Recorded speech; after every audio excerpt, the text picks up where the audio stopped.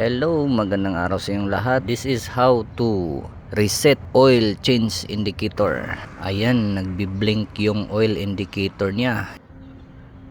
Long press lang natin tong menu button niya para ma-reset natin.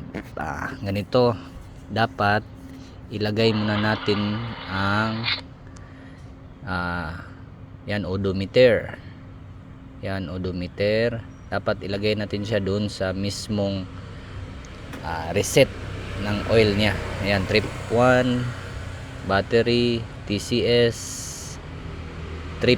Yan ang trip na yan, ng 4,140 kilometers. Yan yung oil indicator niya.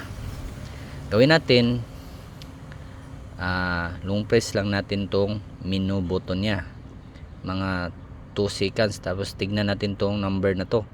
Pag nag-blink na yan, ayan, pag nag-blink na yan, pwede na natin siyang ma-reset. Pag long press, long press natin ulit, at magiging 0 yan, yung 4,000 na yan. Yan, long press natin to na mga 2 seconds. Okay, 1, 2, 3. At ayan, nagiging 0 na yung kilometer niya. Ibig sabihin, na-reset na natin. At saka yung oil indicator niya na nagbi-blink, nawala na rin, nag-steady na. So ganun lang, long press lang natin mga 2 seconds.